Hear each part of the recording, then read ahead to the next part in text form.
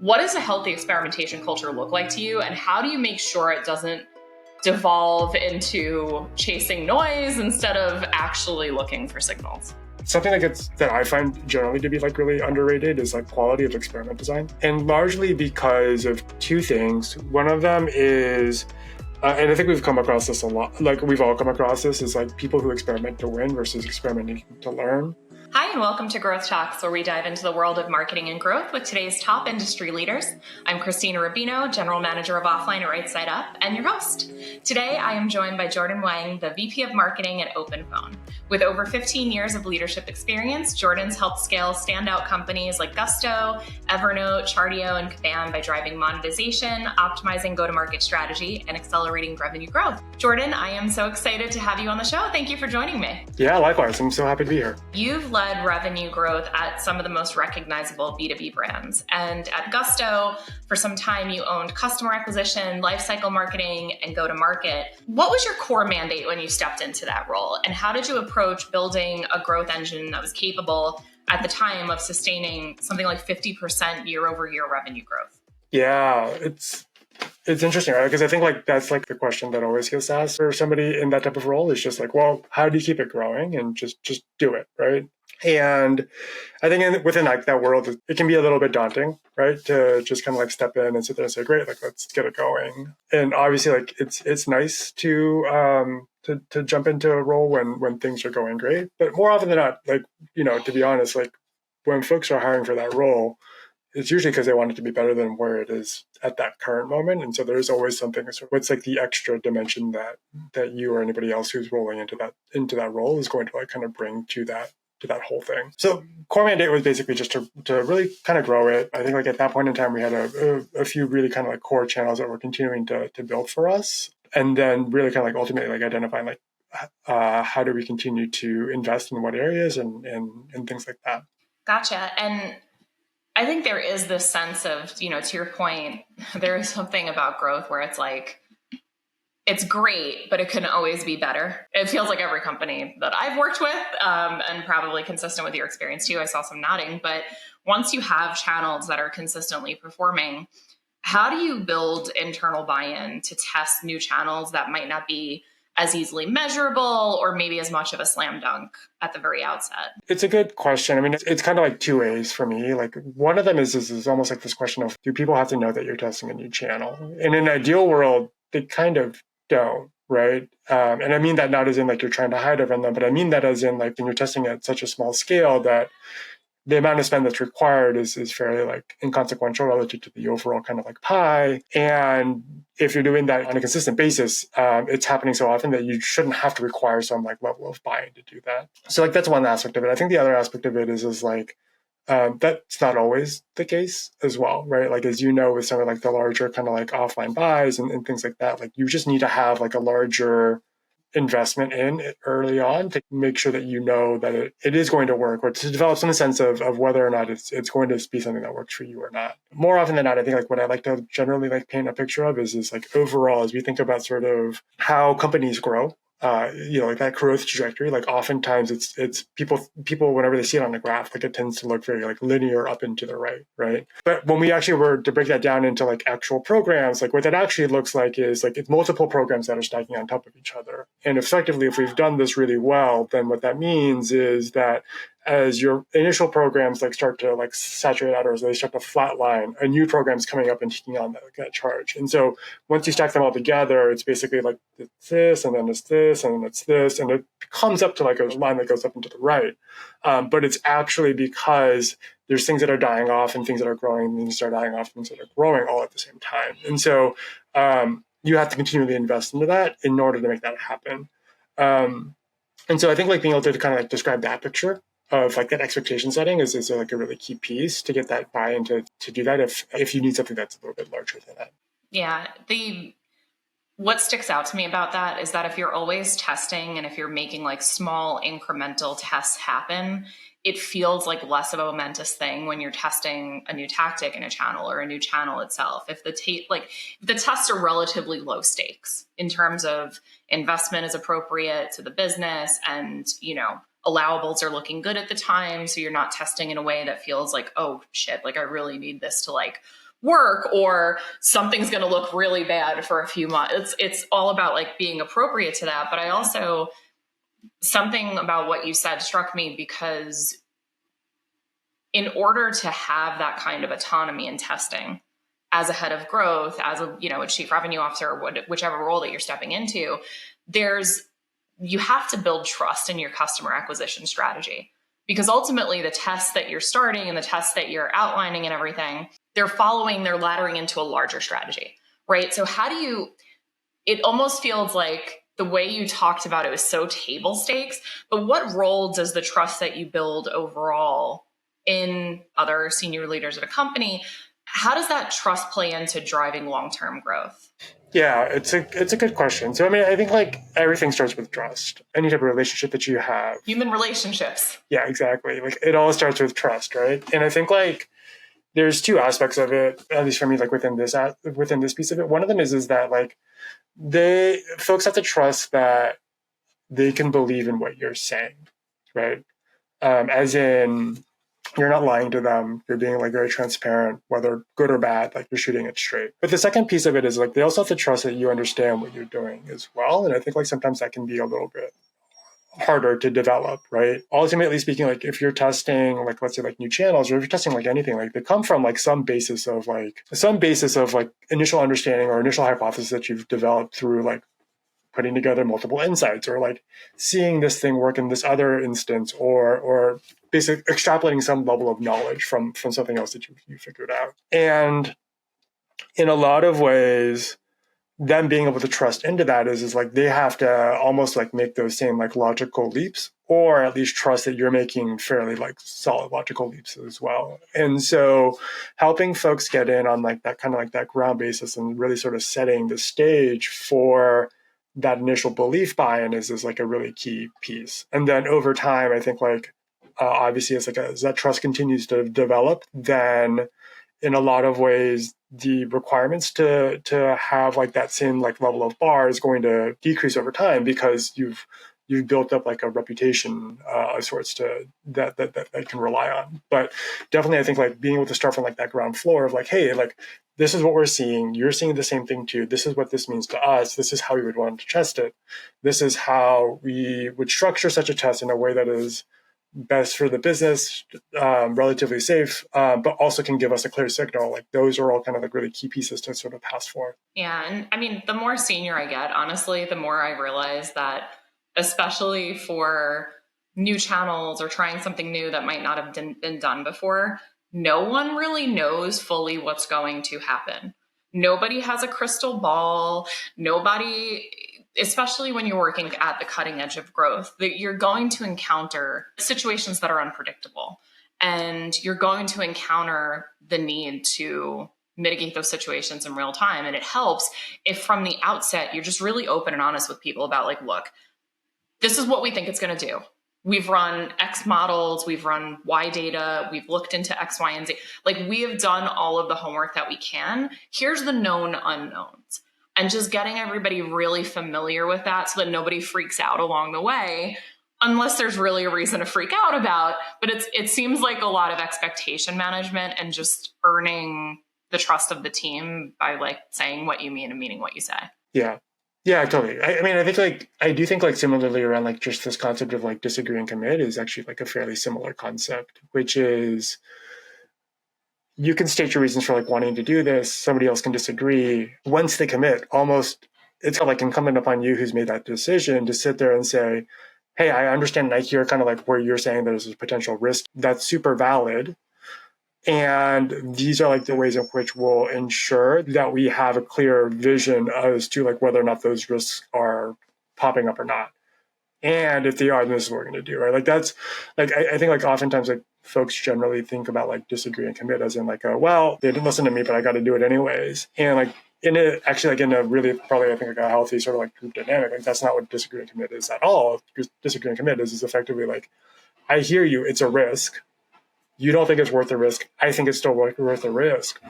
So like we're going to go ahead and do this, but we are going to be very eyes wide open about these risks and continuing to monitor them so that we can deal with them appropriately if they do come up in a meaningful way. Yeah. And I love that point. Disagree and commit is a concept that was introduced to me in like the last decade or so.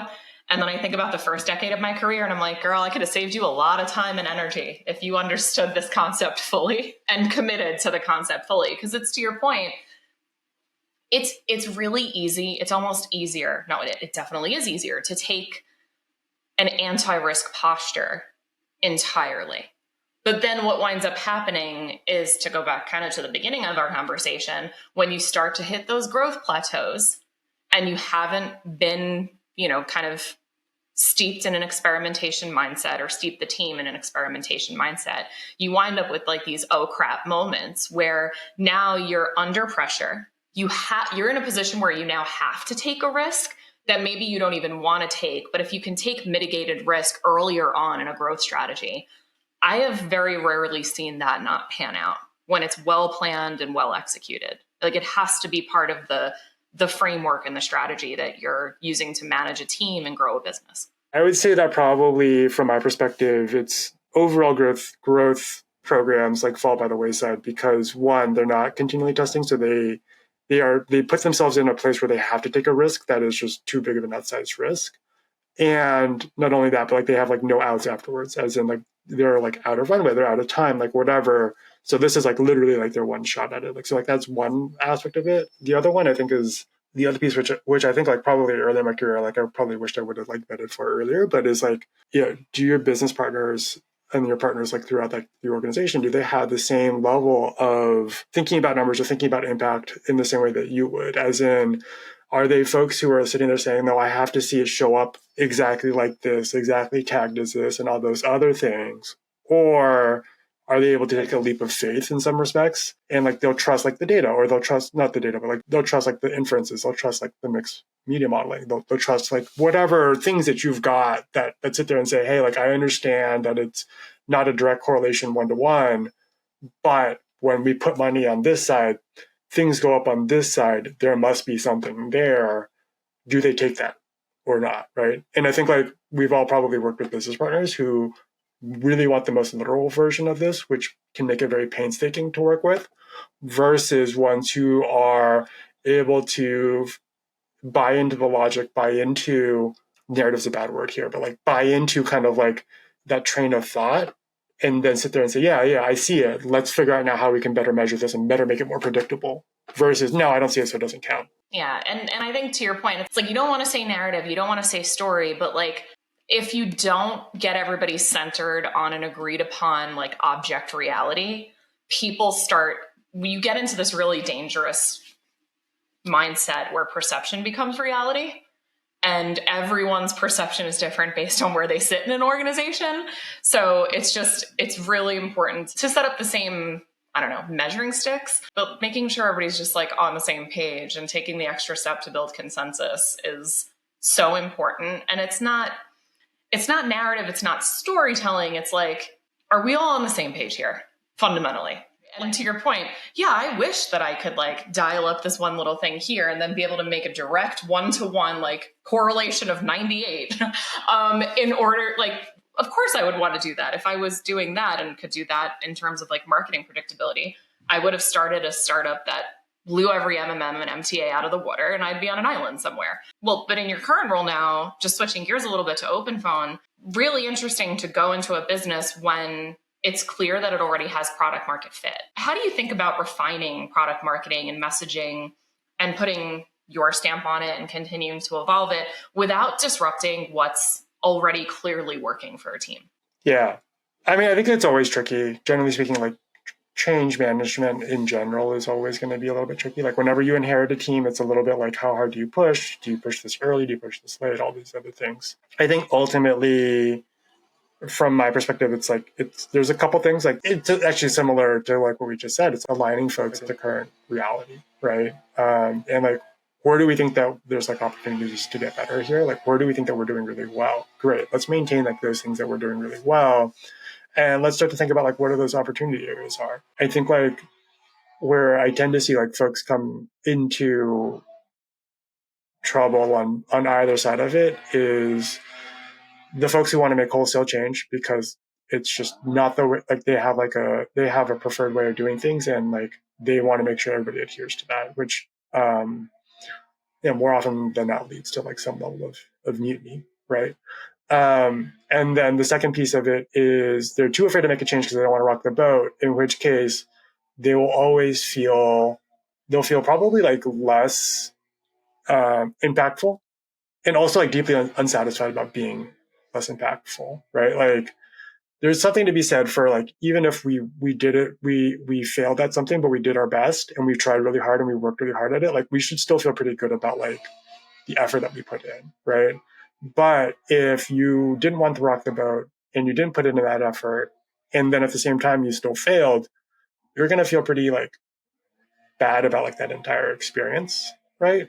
And so like I think like those are for me like the two kind of like the two ends of where like that lives. And so I think from my perspective, it's a little bit of just understanding like what really works, understanding whether like there's opportunity areas, and starting to push on those opportunity areas, ideally kind of like as quickly as possible. Part of it is again like judging where folks are at, where processes are at, like how do people feel about that, right? It's obviously easier to make a bigger change if everybody sits here and agrees. And it's another thing if people are like, no, it's fine, I don't think we need to move it. And then you're like, okay, cool, like let's do this a little bit slower and work our way through those. Like, because you're looking for inputs for prioritization too. Like if something is actually working and you don't need to rock the boat because something is very clearly demonstrably working. Like I don't know any marketing leaders that go into a new role, or I should say, I don't know any good marketing leaders that go into a new role and are like, let me blow up everything. Let me not take input as to whether or not something is working. Like you're looking for information from the people who have been there, from the people who have helped develop and create some of the existing processes and tools and tactics and channels and all the things that you're inheriting. Because there's so much nuance to all of the businesses that we're all working in when it comes to growth. So like, for example, OpenPhone is actually a really cool technology. So it integrates with tools like Salesforce, Slack, and HubSpot. And these are obviously tools that businesses know, use, I was about to say love to use, mostly love to use. I personally love Slack so much because Slack emojis are maybe the greatest gift to business that has happened in like the last decade. Like custom Slack emojis are my love language. Yeah, if I remember correctly, you all have like a very extensive library. Oh, thank you. That is fun fact. We realized that myself and another woman on my team have added something like 600 custom Slack emojis. We've both been here for the better part of the last decade. So like, please know whoever's listening, including my boss, like we do other things besides add Slack emojis to Slack, I promise. But it goes to show you like the adoption of this technology. You're able to take advantage of adoption of other technologies to help people understand how they can integrate OpenPhone into their workflow. But it's so interesting always when it's like, you want from a B2B perspective, people to understand that like OpenPhone can be integrated into existing workflows, but how do you position those kinds of integrations in your marketing narrative, right? Like it can the message can get really muddy. Yeah. So I guess like with the integrations, I think it's kind of interesting, right? Like part of it is really sort of like dependent upon like, how do you want to think about where integrations live relative to like your own software, right? So like working at Gusto as an example, like Gusto is payroll. It's also the first, it's really designed for small businesses. So like very first time like you're starting up, your very first time like running payroll, like this is like really like where like Gusto shines as an example, right? And so if you wanted to think about that like within like the lifetime of a company, there's actually like 2 or 3 set things that you would probably onboard as a company before then. And then there's a whole host of things that you would onboard afterwards, right? And so like if you think about like places in line, Gusto is about like 3rd or 4th in line. And it's 3rd or 4th in line after LLC registration, getting a lawyer, getting a bank account, right? After that, you're basically thinking about payroll.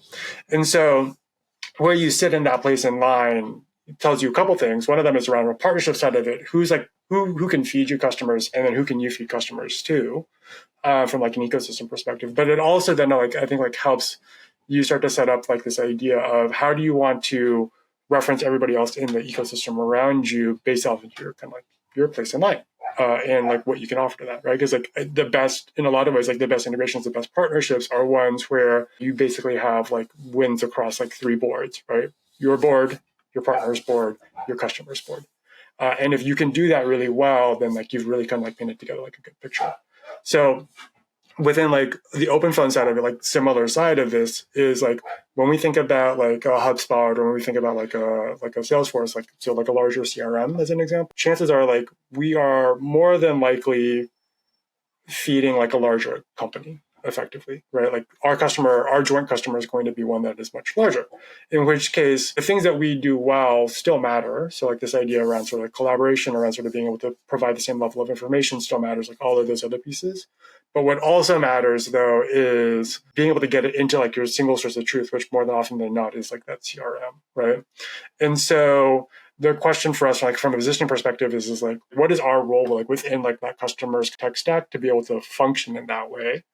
And then two, how does that generally fit alongside our regular positioning as it is? Which is, from our perspective, like one of the things that makes what makes OpenPhone really unique is our ability to really sort of like help our customers' employees really stay on the same page with talking with their customers, right?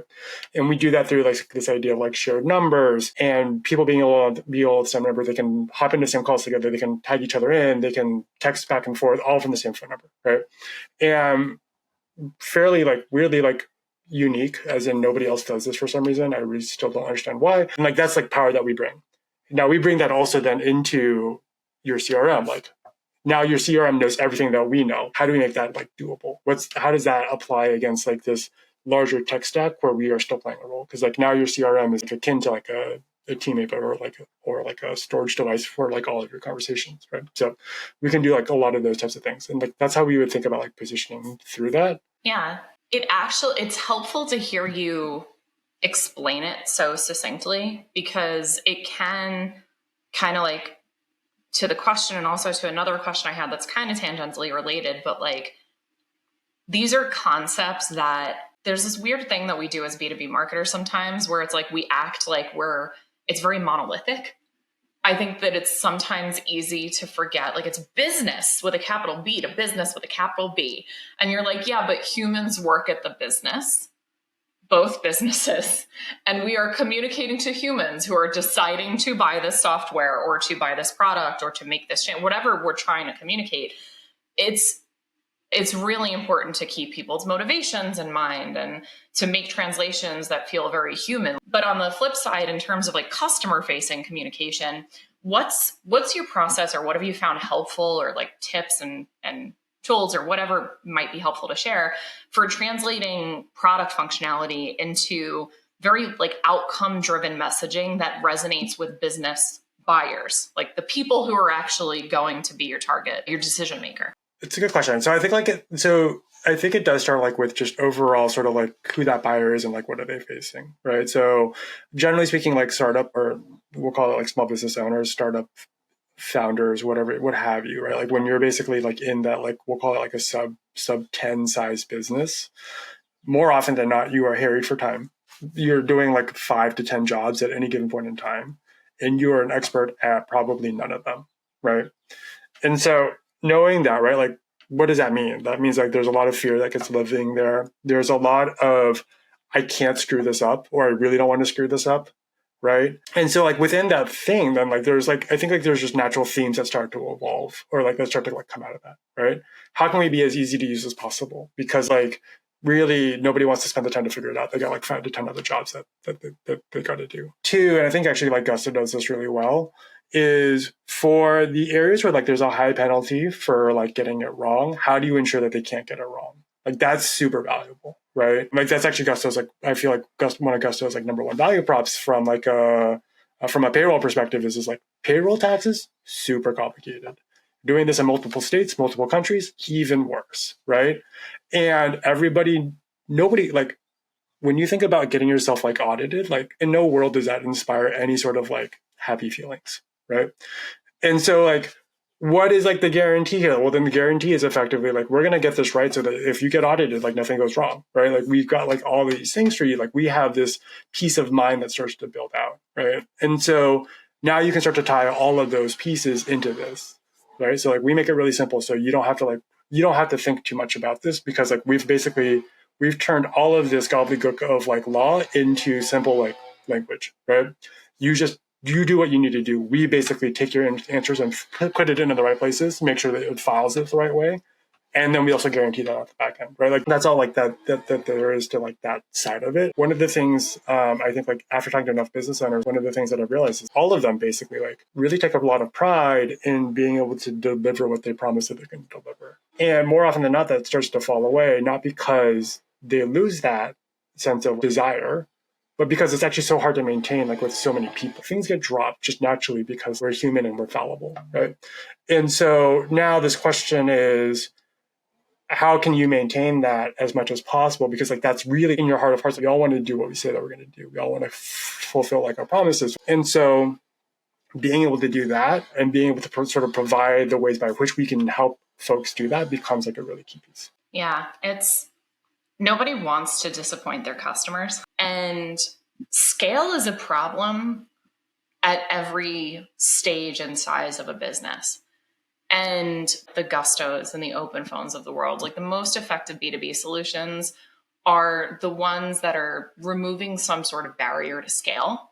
But yes, I think that's a good place to take a beat, because we actually do a little game on the show, because there's only so work related I can be for so long. We do a game called the A/B test.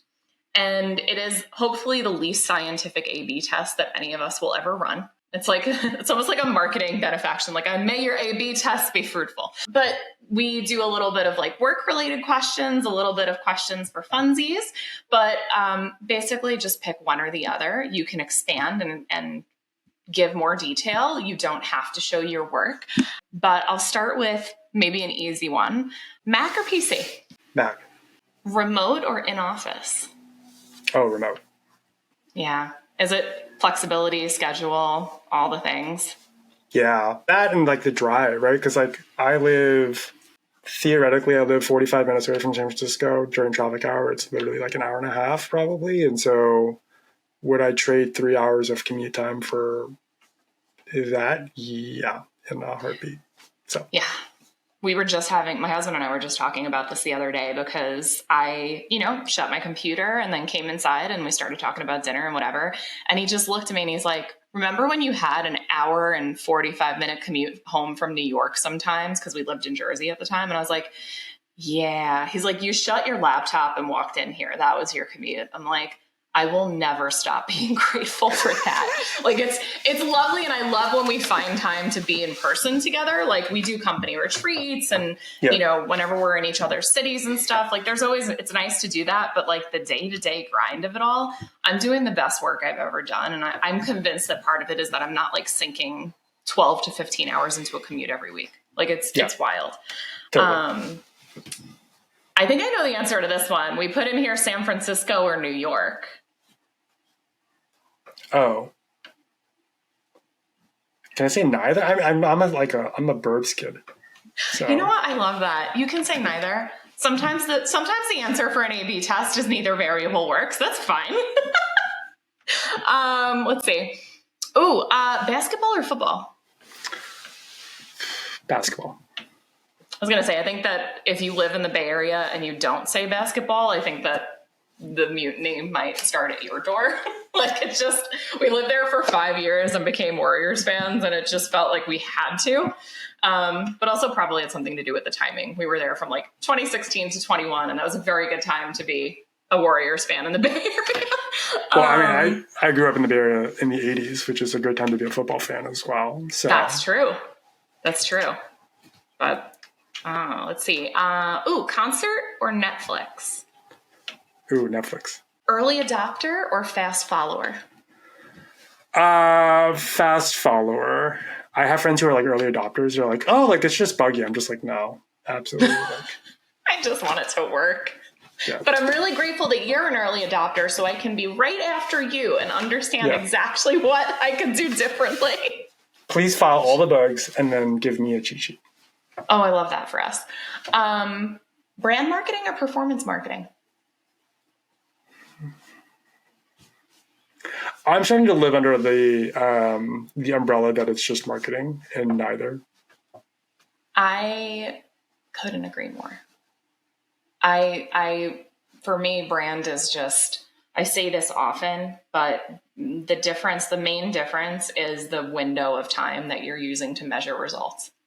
That's really like realistically. And I hope if you're doing performance marketing, you have a solid brand. There's, little There's bit nothing better than a solid brand for performance. Yeah, it's facts. All right, couple more. Let's see. Startup or Fortune 500? Startup. And, would you rather have the ability to time travel or live forever? Oh. Am I the only one who can live forever? Yes. Time travel. Yeah. I like that. I know.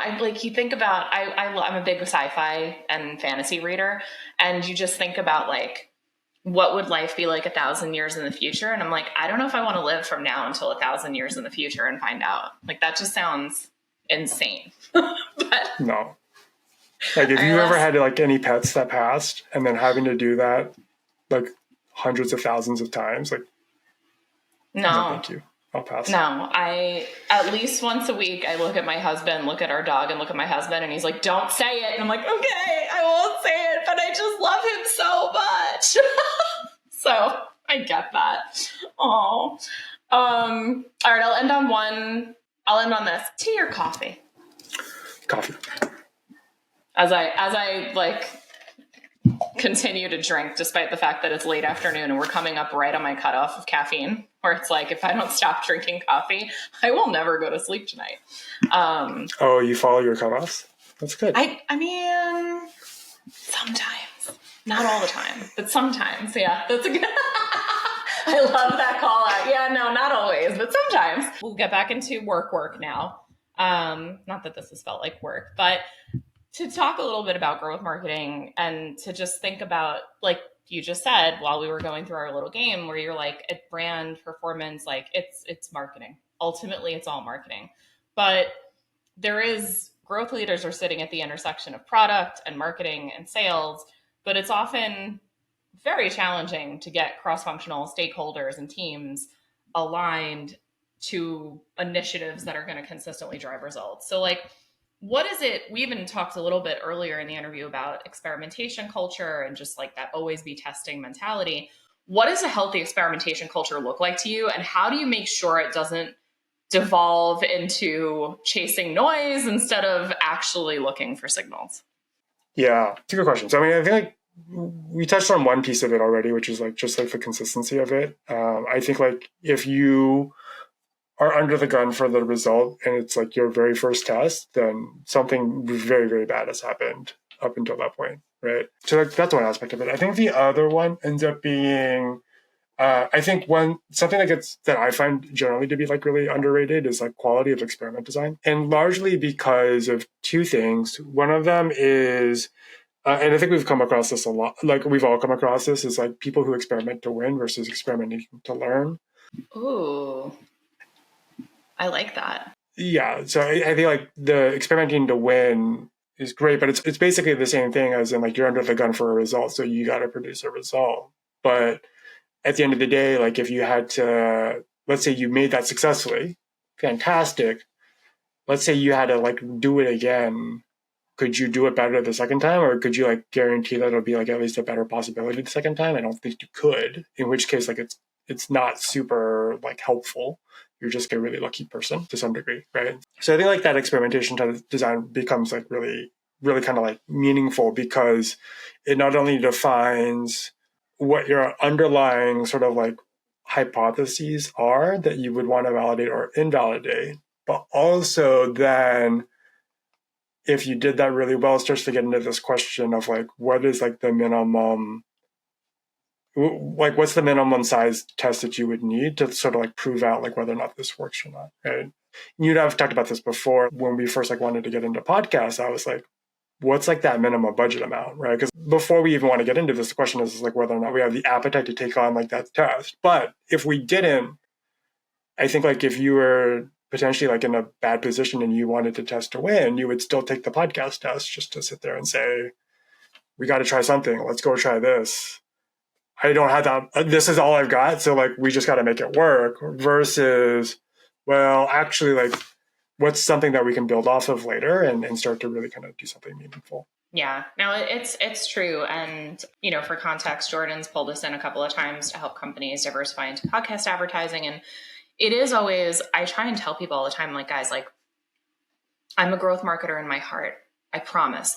I want to spend exactly as much as I need to get the learnings that I'm trying to get, which, like, for new channel testing for me is I want to identify a path forward, an iterative, like a clear path to iterative testing that makes my subsequent test just that much more impactful and successful than the one I ran before, right? Like, full stop, just to like boil it all the way down.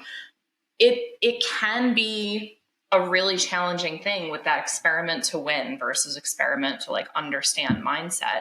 When you get the sense, or at least when I get the sense that people are like on the more desperate side for a campaign to work, I start throwing up flags because I'm like, listen, the one thing that I know about launching new media channels is ROI is not guaranteed. And anybody who is telling you that ROI is guaranteed either doesn't understand your business or like doesn't understand how new channels fit into existing marketing framework. Or they know better and they're just wanting you to like pull the trigger, get the test, get the budget in house, blah, blah, blah. And I'm like one of the first people to be like, hey, so actually what does your existing media mix look like? And like, what does it look like if this test failed? Let's talk about what happens if this test fails. Like, it's about designing tests that feel like very real and that are consequential tests, right? Like, you don't want to spend too little, but you also want to spend so much that you're in a scary predicament if something doesn't pan out. And then it becomes like you might have been testing to experiment, but you tested so large that you actually need it to work at this point. Yeah. Basically, when I think about it, it's what's the minimum amount that you need to get a definitive no? Because the worst scenario is you didn't spend enough the first time, or you didn't set up your experiment right the first time to get like a definitive no. You have to go ahead and do it again. You have to do it with more money. So then your first experiment is just completely shot. You've just like basically burned that money. You've learned nothing out of it. And then you maybe have to spend like twice as much, redo the whole thing. You've lost both the time and the money out of that. And effectively, like, you know, like obviously like working at a company, you've also like lost a whole bunch of trust for like your kind of like your decision-making skills. It's 1,000,000%. One of the funniest conversations that I had with a past client, I think it was maybe a 4 or 5 month engagement with them. And they had tested podcast advertising 3 different times with 3 different agencies before they ever got to us. It was inconclusive results and mixed signals all over the place. So now we're now on test number 4. And the one thing I did promise them, I was like, you will know by the end of this if there is actually juice to squeeze here, or if you just happen to find 2 scaled shows that work really well for you and you should treat them like influencers and never spend another dime in podcast advertising. That actually wound up being what happened. And at the end of the test, when they ended the engagement with us, it was the CMO or VP of growth, it was somebody, but he called me and he's like, you actually gave me a no. And now I know that I should never invest money in this again. And I thank you. Like, let that be a lesson for anybody managing relationships with vendors, partners, whoever. Like, everybody should be on the same page that no is a perfectly acceptable outcome from did a test work. That's not a bad segue to another question I had for you, which is you've worked at companies of all stages, sizes. What's like one lesson that comes to mind that you just wish more early stage marketing leaders understood, maybe even that you might have understood earlier in your journey about building for scale? Knowing when to, what do they call it? From the engineering side of it, like knowing like basically like when to refactor it, or like when do you rebuild it for something that's much more stable, right? Because like I think like at the end of the day, whenever we start these things, right, generally speaking, like we're not building it the right way when we start it. We're building this to basically prove out a point, and once that point gets proved out, naturally we end up basically being like, well, great, like how far can I push this? And at some point you push it to a point where it is not sustainable for like whatever reason, as in, hey, you are doing something by hand that you should never do by hand. I get kind of like on this like with attribution of like, I like really clean attribution, because the moment that you start to insert like too many different like business rules and like side cases, you can imagine looking at that 5 years down the line and basically being like, well, I don't really know how to untangle this, because whoever came up with these business logic, they're not going to be there. Did they write it down? Probably not, right? And so like untangling that's just like a huge disaster, right? But for the prospect of like, let's see if this is working, we should give this some credit. And like building it cleanly shouldn't be your starting point for any of this, right? But the moment that it becomes something that you want to keep on, you should start to figure out like, how do you make yourself back onto the track of building it cleanly? And like for me, like that's like actually like one of like the biggest pieces. There have been a number of companies that I've been at where I got left coming in and being like, oh, why is this? And nobody knows. Somebody has to go and dig through the code. And then trying to get like people to think about it a different way, because like not only does it get ingrained into like the code of like this, I always talk about attribution, I guess, in this like attribution side of it, but it also gets ingrained into like how the company thinks about all of these things. And so like not only are you changing the code piece of it, you actually have to change the entire cultural like mindset of how people think about this in relation to that. And that's harder than the code itself, right? Getting somebody to sit there and say, we'll take like a different example, like going from like a last touch to a first touch model. People are going to lose their minds when that happens, because they have to like completely like think about everything differently. That's fine if there's like 5 of you, if it's like your marketing team. Once it gets into the company and it's like 1,000 people, that's going to take a while. Basically, when you find something that's really working early stage, commit to it and commit to making it better and iterating and carrying that through. I would imagine on the flip side, like, have you found yourself as time goes on quicker or slower to cut bait when things might not go as they might need to? Like, I can argue it both ways. Like, I feel like I've gotten both more patient as I've gotten, more reps and more experience in my career, where I'm just like, oh yeah, this is going to look really shitty for a few months, guys. I'm just going to throw it out there. But then X, Y, and Z, like this is going to look great. Or conversely, there's some times where you just can see something coming from a mile away and you're like, nah. Like, do you find yourself kind of balancing between that, or have you? Yeah. Yeah, I definitely do. I feel like it's in a lot of ways, it's a judgment call, which is, think about it like at a casino, like a game where it's like 50-50 or whatever. And like there's 8 heads in a row and they're like, well, at some point it's going to come back. And you're like, sure, at some point, if you had enough money, but how much money do you have is kind of like the question. And it's a similar thing, which is, if you have a 1-year runway, then sure, go for it. And if you don't, then, well, that's not going to end out well for you. Like, I think like that's always got to be like a consideration piece that we don't always make early on. I think the other one that I see that is, I feel like equally as dangerous, is on the flip side of it, which is, I feel like in a lot of ways, like people are so scared to take a risk sometimes. Like they need to have the data that proves it, that they just go and sit on the data. And like that's the one that I find myself like getting folks to move off of as quickly as possible. There's like a Wharton paper put out around this idea of like test and roll methodology, where you don't need statistical significance and you should just roll with it. And it's not because like it's actually right, but it's because like the negative cost of being wrong is so much less than just waiting for it, that you should just continue to go for it. Like the extra cycles, the extra tests that you get out of like this test and roll methodology versus waiting for like 99% significance is so much better, that like you should just keep on rolling with it. And so I think like that's actually something to take away, which is, we don't need, I think in some ways, like we always crave like that definitive yes or no answer, but like you don't actually need that. You can figure that out over time. It doesn't have to happen right now and all this other stuff. But if you can learn to live within the ambiguity of it sometimes, like you can actually get your way a lot further. I love that. That feels like a good place to end. I do end by always asking everybody the same question, which is, there's a term in growth marketing that we hear all the time, like growth hack or growth hacking. And there are some things that you can certainly hack. But what I want to know is, what is your favorite growth non-hack? What is really important to growth that you can't hack your way to?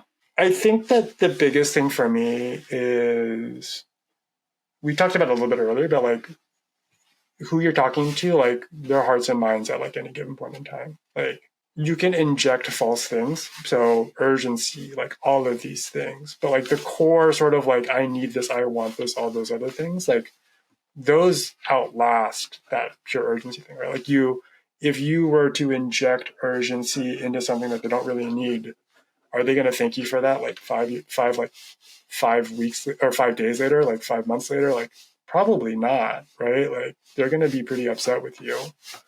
And so like when we think about like this idea of like sustainability versus non-sustainability, I think like actually understanding, hey, like what's the core problem that you're really trying to solve? How are people feeling at this given point in time? How do you help them through those feelings? Like that's much more meaningful. And more often than not, like the only way that you get to that is by like talking to people. And like you can't really hack your way through talking with people. So I do think that like there's some validity to this idea of like synthetic AI audiences. That's probably like a whole other kind of like wormhole to dive your way into. But I do fundamentally believe that like you can't just put down a countdown timer on everything and be like, this is going to be great, guys. Like this will be amazing. I love that because there's always for a limited time only. And then you go back to the website 3 weeks later and you're like, how limited in time was it, my guy? Like it wasn't that limited. So yeah, false scarcity can cut both ways. There's a rug store 2 blocks from my house that the joke is that they're always going out of business. I think every 6 months. And it was just like, we all live here. We drive by every single day. Like, why does it matter? Yeah. Boy who cried wolf. I love that so much. All right. Well, okay. So biggest takeaway, don't run a going out of business sale if you're not going out of business. Like, don't lie in your marketing. Otherwise you're going to get caught and caught good. Well, seriously, Jordan, thank you so much. This is a great interview. I really appreciate the time that you took and all of like the actionable takeaways that you gave for everybody to enjoy. Yeah, thanks for inviting me on. This was a lot of fun. Thanks for joining us on this episode of Growth Talks. We hope you found our discussion insightful and fun. Don't forget to like, comment, and subscribe to our channel for more valuable content. And if you're excited and ready to start up-leveling your growth strategies and execution, Right Side Up has you covered. Right Side Up is a leading growth marketing agency that is partnered with over 1,000 companies of all stages and sizes to help them meet and exceed their growth goals. With expertise across all growth marketing functions, we can help you evaluate product market fit, develop customer acquisition strategies, navigate executional challenges and staffing gaps, and make pivotal decisions with confidence. And whether you need one individual or a custom-built, full-service team, we'll find you the right A+ talent. Visit us at rightsideup.com to see how we can help you and your company grow.